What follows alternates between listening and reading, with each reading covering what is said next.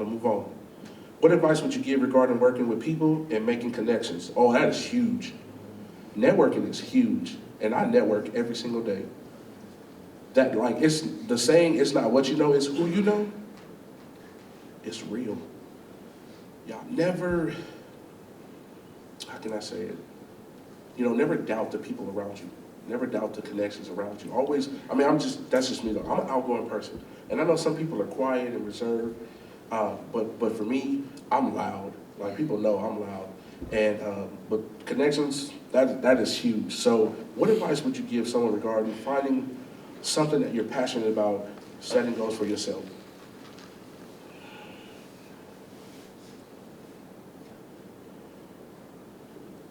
I think this question is, don't think too hard. Don't think too hard. You can literally turn, anybody in here make jewelry? No?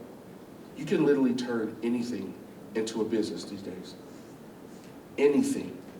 And I think if you, like, not thinking too hard on stuff and overthinking, because I'm realizing that stuff is a lot easier than what it seems, and we make life hard.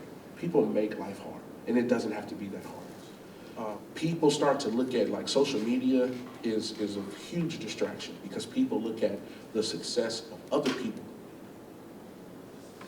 And what happens when you're following the success of other people, you're drowning what's inside of you. So you're not focused on what's in you because you're too busy watching her or him. And if you stop focusing on her and him and start focusing on you, you're gonna go way further. It was a poverty food. Tamales were something that was all they had. They were struggling. And now for tamales to be such a staple in the world, everybody is like, I'm trying to find who's making tamales.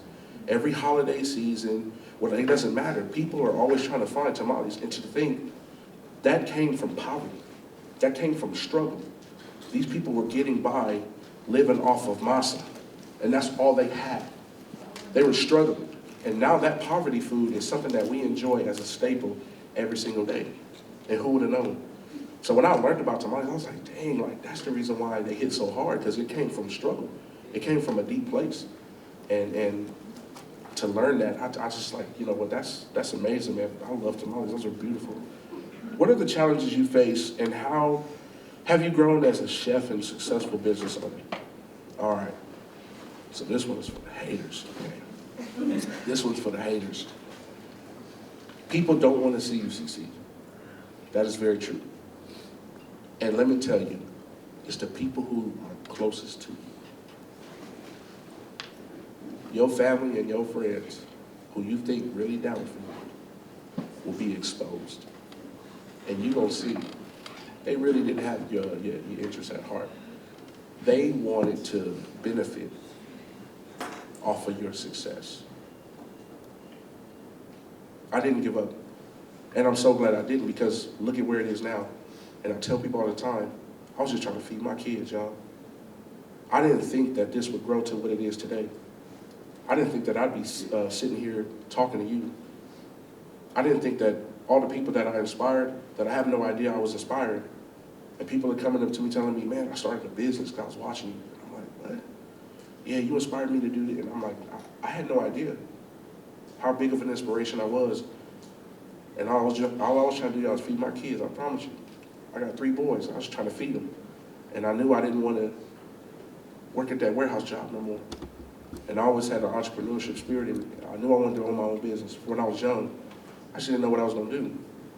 And I tried a lot of different businesses until I found my niche. But I didn't give up. Speaker, Jamal Taylor, the Wingman.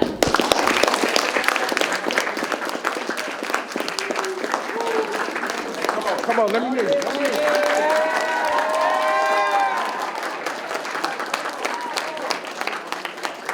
I don't think that was loud enough. Come on, let me hear you. Come on. There we go. Now look.